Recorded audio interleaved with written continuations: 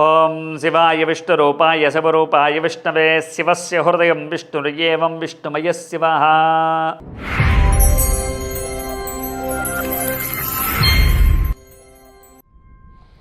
ఈ మధ్య ఒకానొక పొరపాటు బయలుదేరింది.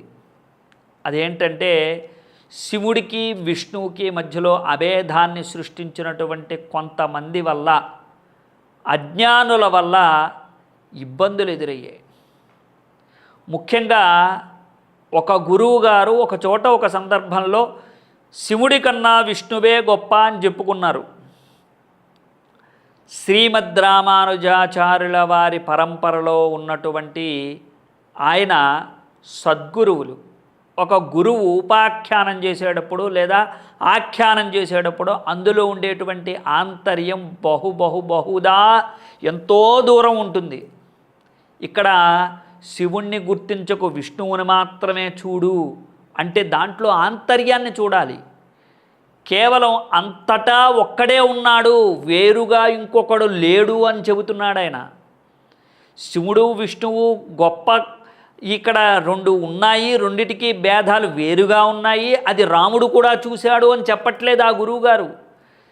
అక్కడ రాముడే శివుడై ఉన్నాడు, శివుడే రాముడు అని చెబుతున్నాడు, రాముడే శివుడు అని చెబుతున్నాడు.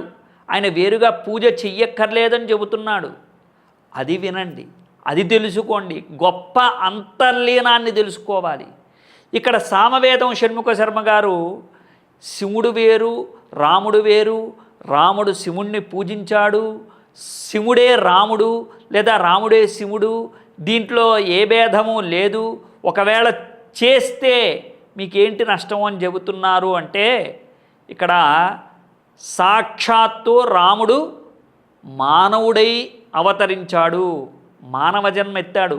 రాముడి యొక్క పూర్తి విశేషం తెలుసుకున్నటువంటి వాళ్ళల్లో ఎవ్వరికైనా సరే మాయని అనుసరించి మాయాజాలం చేసి ఎవరినైనా హతమార్చాడా? ఒక్కసారి నాకు చెప్పండి, ఎవరికైనా తెలుసేమో.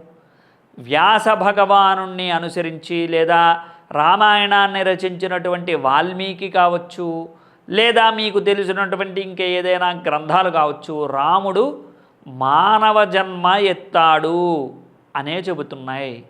మానవ జన్మ ఎత్తినటువంటి వాడు మరి ఏ దేవతని పూజించాడు అంటే శివుణ్ణే పూజించాడు. తప్పే ఉంది దాంట్లో.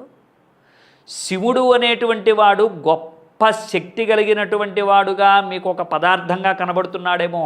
శివుడు అంటే మంగళప్రదాయకుడు, శివుడు అంటే సర్వమంగళకారకుడు, శివుడు అంటే వేరెవరో కాదు. శివుణ్ణి పూజించడం, అసలు పూజ ఎందుకు చేయాలి అనేటువంటి ఒక లైన్ నుంచి మొదలు పెడదాం. ఒక చిన్న విషయంలో చెప్పేస్తా మీకు. పూజ ఎందుకు చేస్తున్నాం అంటే మన స్వార్థం కోసం చేస్తున్నాం అని అనుకోవడం తప్పు. మనం బాగుపడడం కోసం చేయట్లే. మనం బాగుపడడం అంటే మనము భగవంతుడి దగ్గరికి వెళ్ళి నాకు ఇది కావాలి అని అర్థిస్తున్నామా అంటే నీ కర్తవ్యం అది. ప్రతిరోజు చేసేటువంటి షట్కర్మల్లో అధ్యయన, అధ్యాపక, దాన, ప్రతిగ్రహణ, దేవతార్చన, సంధ్యావందనాది క్రియలన్నీ కూడా ప్రతి మానవుడికి ధర్మాలు. రామో విగ్రహవాన్ ధర్మ, అందుకనే ఆయన కూడా దాన, ప్రతిగ్రహణ, అధ్యయన, అధ్యాపక, సంధ్యావందనాది క్రియలతో పాటు దేవతార్చన కూడా చేశాడు. ఆ దేవతార్చన చేసేటువంటి విధానంలోనే శివుణ్ణి కూడా పూజించాడు. శివుడు అంటే వేరే ఒక దేవుడు, రాముడు దేవుడు కాదు అని కాదు అర్థం. రాముడే దేవుడై భూమి మీదకు వచ్చినా సరే ఒక దేవుణ్ణి పూజించాల్సిందే. కాబట్టి ఆయన శివుణ్ణి పూజించాడు. రాముడు గురించి శివుడు చెప్తాడు, శ్రీరామ రామ రామేతి రమే రామే మనోరమే సహస్రనామ తత్తుల్యం రామనామవరాననే అని రాముడికి సంబంధించినటువంటి తారక మంత్రాన్ని విష్ణు సహస్రంలో ఉపదేశించినటువంటి విధానాన్ని పార్వతీదేవి అడిగితే చెప్పినటువంటి ఒక అద్భుతమైనటువంటి మంత్రం శివుడే రాముడి గురించి చెప్తాడు. అప్పుడు రాముడు దేవుడయ్యాడు. శివుడి గురించి రాముడు ఈ లింగ ప్రతిష్ఠ చేసి ఆ రావణాసురుల సంహారానికి అక్కడ రాముడు లింగ ప్రతిష్ఠ చేశాడు. కాబట్టి రాముడు దేవుడయ్యాడు. రాముడు శివుణ్ణి దేవుడు చేశాడు. మీకు రాముడు తన సంచారంలో చేసినటువంటి ఒక విధానాన్ని చెబితేనేమో అది గొప్పది కాదు అనడానికి లేదు. ఇటు రాముడు దేవుడే అయినప్పటికీ కూడా ఆయనే అన్నీ సమస్తమై ఉన్నాడు కాబట్టి అది గొప్ప అని కానీ లేకపోతే గొప్ప కాదు అని కానీ చూడొద్దు అని చెప్పేసి చెబుతున్నాడు. మరి వీటన్నిటినీ కూడా విభేదాలు సృష్టిస్తూ కొన్ని యూట్యూబర్లు, ముఖ్యంగా గోవింద సేవ, అమ్మా మీకు చెబుతున్నా, గోవింద సేవ అనే పేరు పెట్టుకున్నారు. గోవిందుడికి సేవ చేయండి, గోవిందుడు శివుడు కాదని మీరు నిరూపించండి నాకు ఎందులోనైనా. గోవిందుడే శివుడు, దాంట్లో ఎలాంటి సందేహం లేదు. రామానుజాచార్యుల వారి పరంపరలో ఉన్నటువంటి చినజీయర స్వామి వారే స్వయంగా చెప్పినప్పటికీ కూడా ఆయన చెప్పిన దాంట్లో అంతర్లీనం మీరు చెప్పవలసి ఉండాల్సింది. ఆయన చెప్పింది చెప్పినట్టుగా రాముడు శివుణ్ణి పూజించలేదు, డైరెక్ట్గా భరద్వాజాశ్రమానికి రావణ సంహారానంతరం వెళ్ళిపోయాడు, అది పచ్చి అబద్ధం. అంటే మరి అక్కడ క్షేత్రమో అది కూడా అబద్ధమేనా? అక్కడ 40 నూతులు ఉన్నాయి, 40 నుయ్యలు ఉన్నాయి, అది కూడా అబద్ధమేనా? అయ్యా హిందూ ధర్మచక్రం వారు కావచ్చు, లేకపోతే సనాతనం వారు కావచ్చు, లేకపోతే ఇంకా ఏ ధర్మాన్ని అనుసరించేటువంటి వారైనా కావచ్చు, శివుడికి విష్ణువుకి అభేదం సృష్టించినటువంటి వాళ్ళు పరమ పాపాత్ములు. వారు అభేదం సృష్టించలేదు. ఏ గురువు గారు కూడా, చాగంటి వారు చెప్పారు, సామవేదం షణ్ముఖ శర్మ గారు చెప్పారు, గరికపాటి వారు చెప్పారు. మన ఈ సమాజంలో బ్రతికున్నటువంటి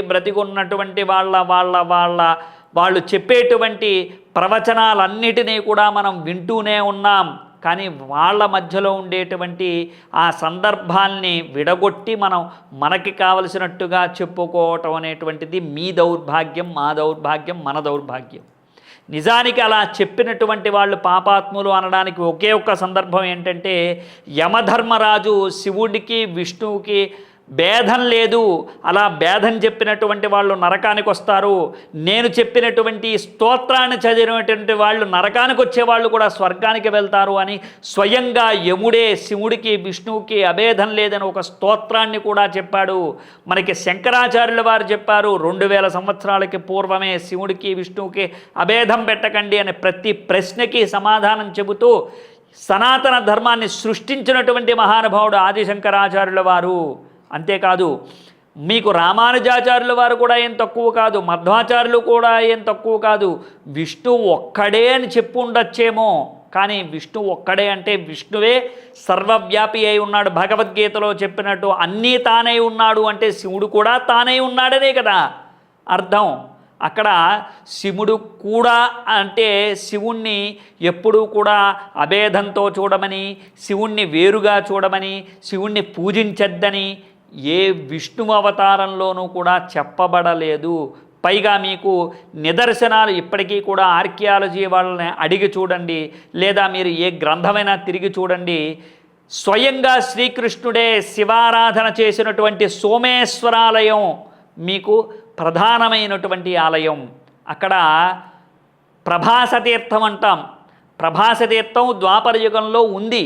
ఆ ప్రభాసతీర్థంలో ఉన్నటువంటి ఈ తీర్థక్షేత్ర పరిపాలకుడే సోమేశ్వరుడు, సోమనాథుడు. ఆ సోమనాథుడిని చంద్రుడు పూజిస్తే వచ్చినటువంటి లింగం అది. కాబట్టి అక్కడ ఉన్నటువంటివన్నీ కూడా నిదర్శనాలు. అన్ని పురాణాల్లోనూ కూడా ఎందుకు వారణాసి ఉంది కదా, అన్ని పురాణాల్లోనూ ఉంది వారణాసి. మరి అక్కడ అప్పటికే శివుడు వెలిసి ఉన్నాడు. మరి ఆ శివుణ్ణి అందరూ పూజించి ఉన్నారు. మరి ఇదెందుకు చెప్పరు?